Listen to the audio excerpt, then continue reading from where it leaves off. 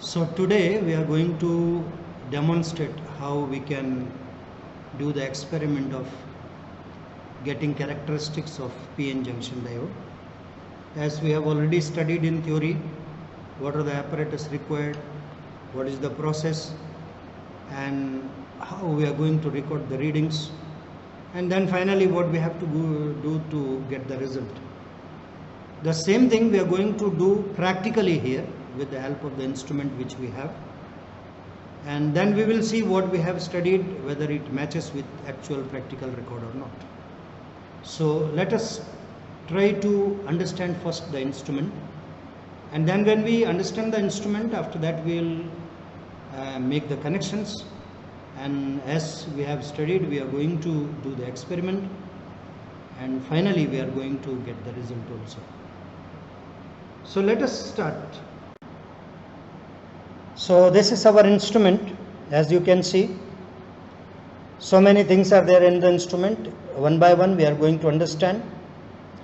As you see here, it is written forward bias, means this circuit, this much of the circuit, this circuit belongs to forward biasing of the instrument. Here you can see written reverse bias. So this section of the instrument, it deals with the reverse bias of PN junction diode.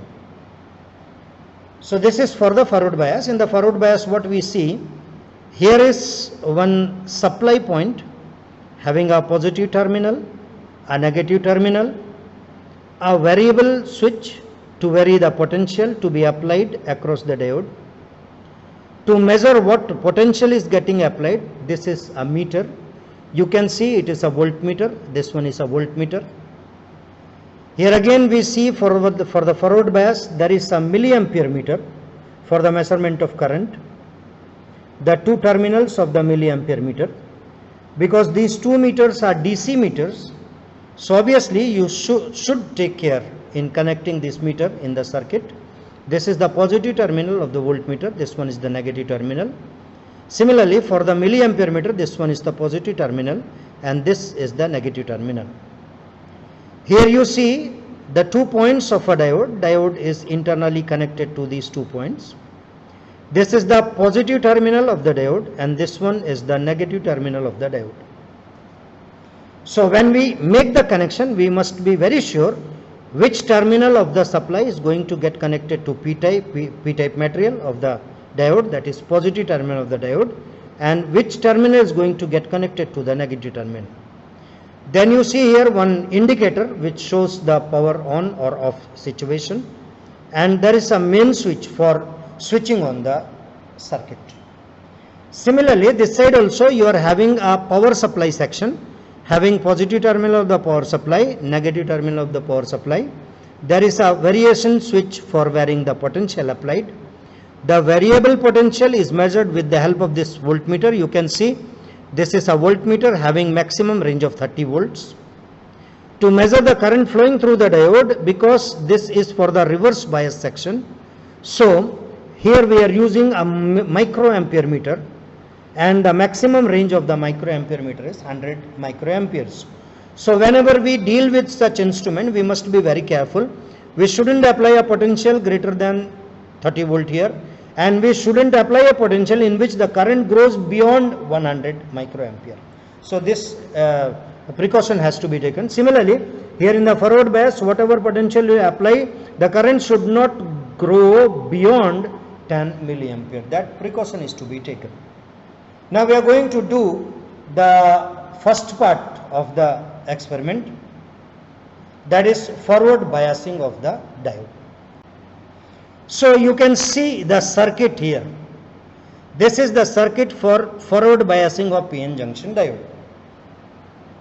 Here you can see this is a variable pot, which I have already shown. This is the variable pot. And after variable pot, the potential is obtained at this positive and negative terminal. This is the output of the variation in this pot. So when we come to the circuit, what we see, this pot and this battery, this everything is inside the circuit. What we are getting is only the knob of the variable pot and the two terminals giving us positive and negative potential. So this is inside, this you are not able to see. What you see is this is the positive terminal of the battery and this is the negative terminal of the battery. So the circuit, making of the circuit starts with the positive terminal. So this is positive terminal, this one is the negative terminal. You can see between positive terminal and negative terminal directly a potentiometer is connected. So let us do this connection first. What we do is we connect the positive terminal of the battery with the positive terminal of our voltmeter. Can you see it? Is it clear? Similarly, the negative terminal of the battery is now getting connected to negative terminal of the potential, that is supply. So this is the connection of voltmeter, positive connected to positive and this negative terminal connected to negative terminal of the voltmeter. So this connection we have done, it is over. Now we have to move from here. This positive terminal is connected to positive terminal of milliampere. Again, the second thing is this positive terminal of the supply is connected to the positive terminal of the ampere meter. Can you see it? Now, the negative terminal of the milliampere goes to P-type semiconductor of diode. So the negative terminal of the ampere meter goes to the positive terminal. You can see this. This is the positive terminal of the diode. Disconnected. Now the negative terminal of the diode, is directly connected to negative terminal of the supply. So negative terminal of the diode is directly connected to the negative terminal of the circuit. So this is the circuit. We have completed the circuit. The circuit is now ready. We can start experimenting. Now, after this, what we have to do? Before doing this, the switch should be off. When we have completed the circuit in a right way, then we are going to switch on the circuit. As we switch on, you can see this LED is glowing. This is the indication that the circuit is now ready. While starting, initially you have to keep this knob at the lowest possible potential, that is 0 volt. You can see, can you see the voltage reading is 0? Can you see it? It is 0. Now we start varying the potential and firstly, before taking reading, we roughly take the variation in the potentiometer, that is voltmeter, and we see how the current is varying. You can see we are varying the potential up to 4 volt. There is no reading in the microampere meter. After 4 volt, this reading starts. So obviously, because we have to take the complete reading up to 4 volt, we can vary with a greater difference in the reading. So we start with 0 volt, 0 milliamperes. Now we go to the 1 volt reading. See, this is 1 volt. Still the reading is 0 milliampere. Now we move to the 2 volt, 0.2 volt position. Still there is no reading in the milliampere meter. Now we move to the 0.3 volts reading. There is no variation in milliampere meter. We move to the 0.4. So we have taken in a difference of say 0.1 volt all the readings up to 0.4. And after 0.4, because we saw that the reading starts after 0.4, now the variation can be changed. Instead of 0.1 volt, we are going to take the variation of 0.02 volt. So this is 0.42 volt. We have taken 0.42 volt. Still the reading is, no reading is there in the. Now we move to the 0.44 volt. 0.44 volt. Still there is not reading. 0.6 volt. The reading starts, but it is not measurable now. 0.48. Now you can see 1 division of milliampere has been crossed by the meter. 1 division. The total 10 division constitute 2 milliampere current. So obviously 1 division is going to be equal to 0.2 milliampere. So when we are keeping 0.48 volt, we are getting 0.2 milliampere reading. Now after 0.48, I am keeping 5 volt. There is no measurable reading.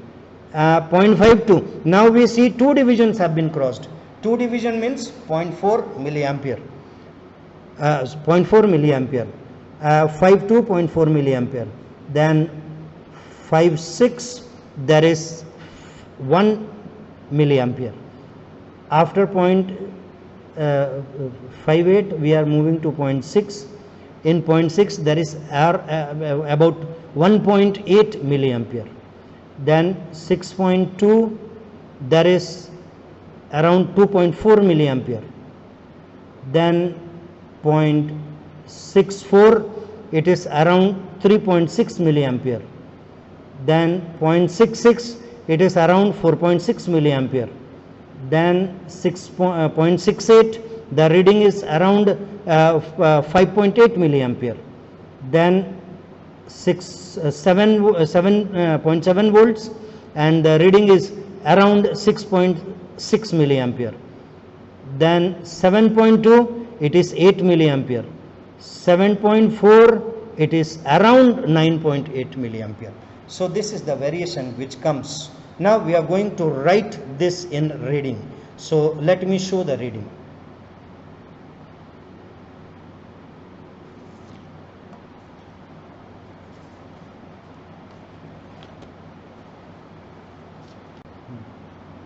So this is the reading which we have taken.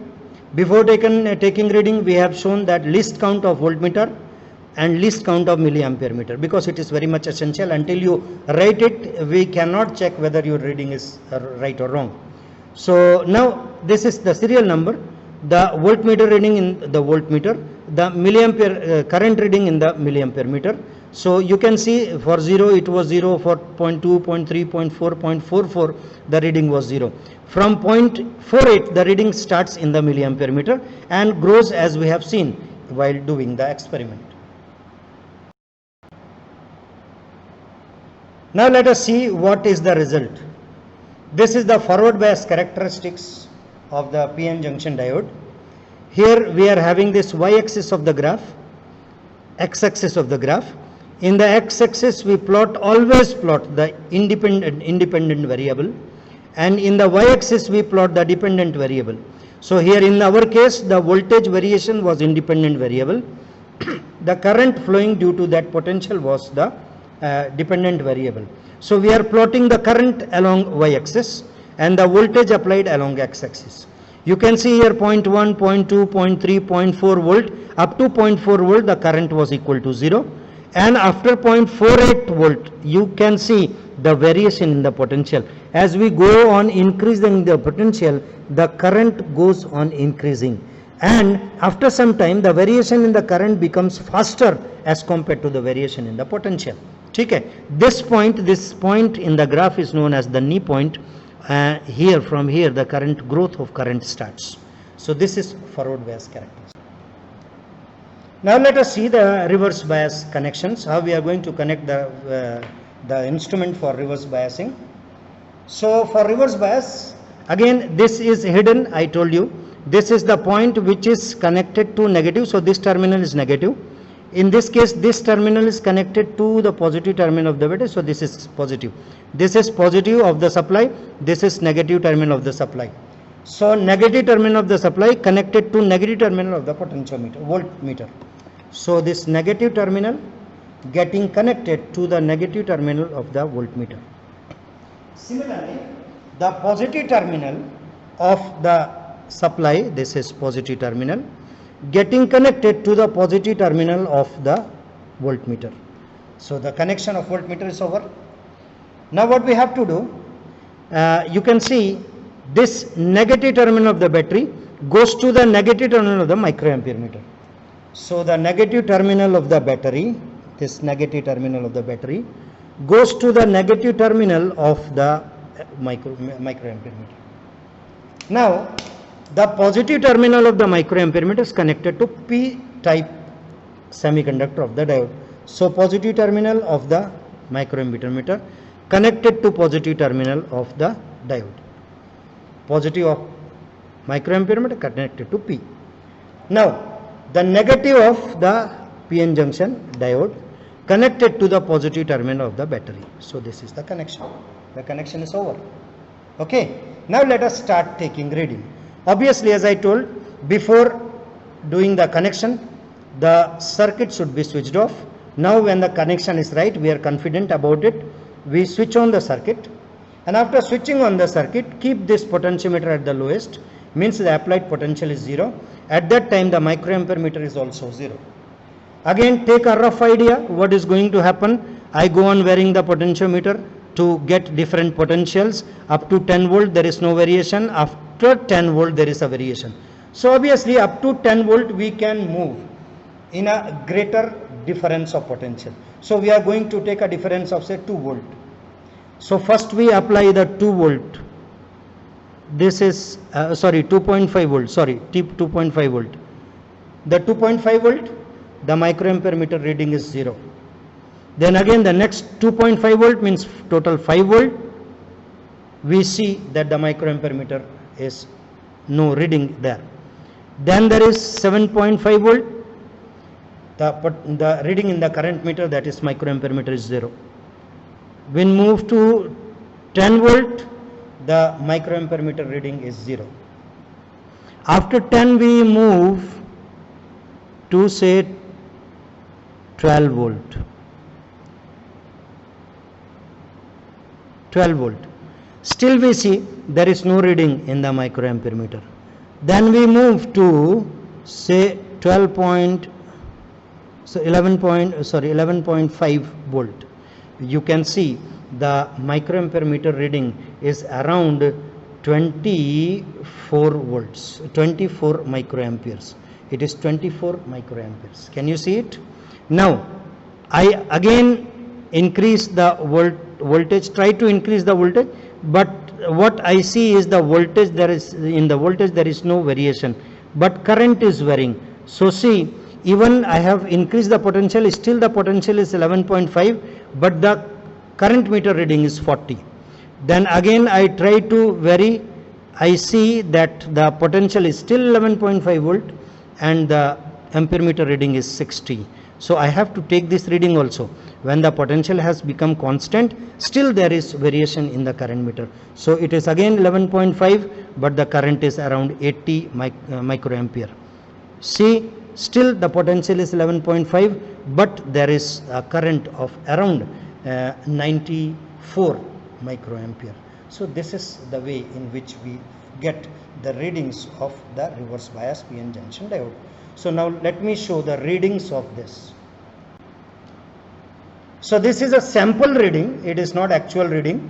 So do not get confused if the data does not match with what we have done just now. So you can see here we are varying the potential. This is the reading of potential applied across diode. This is the current flowing through a diode when the diode is in reverse bias position. So you can see initially we have varied the potential 2 volt, 4 volt, 6 volt, 8 volt, 10 volts, 12 volts. So till the reading of ampere meter is 0, till that point we vary with a gradual major difference. And after that we have varied a potential of only 0.5 volt, but the reading is 0.6, or it is sorry to say it is actually 6.0 microamperes. Then again we varied the potential, but the potential did not vary. You can see here, because it is a sample reading, when we were doing we got 11.5, but here it is written 12.5. It might be of some other diode. So 12.5, 6.0, 12.5, 30 microampere, 12.5 potential, 50 microampere, 12.5 voltage applied across the diode, and still the current grows to 80 microampere. So you can see up to 12 volt there is no variation in the current. After there is a sharp variation in the current, even if there is no change in the potential applied across the diode. So this is reverse bias characteristics, ideal reverse bias characteristics, or basically you can see this is a Zener diode having a very sharp breakdown. So see the characteristics when it is plotted in a graph, because the potential applied was a negative potential. The current flowing is the reverse bias current, so we are plotting it in the negative x-axis. This is the negative y-axis, it is the current. In the negative x-axis we are plotting the potential, that is voltage applied across the diode. in the x-axis negative y-axis we are plotting the current in microampere meter. Here see the graduation, one division in the y-axis is equal to 2 volt, you can see here, and one division in the x-axis corresponds to minus 5 volt here. Okay. When we plot, you can see the current is 0 for 2.2, 0.4, 0.6, 0.8, 0.8 and 0.10 and even 0.12 volts. When it crosses 12.5, you can see the current starts growing, and the current is 30 for 12.4, it is even 50 for 12.4, 12.5, it is even 80 microamperes for the same potential. So this is a sharp breakdown. So this point is this voltage at this point, that is 12.5, is known as the breakdown potential. So this is breakdown potential for that specific diode, but when we were doing the experiment it was around 11.5. So the potential from which the current sharply grows without any increase in the potential, that point is known as the breakdown point. So this is the breakdown potential of the diode for which this graph has been plotted.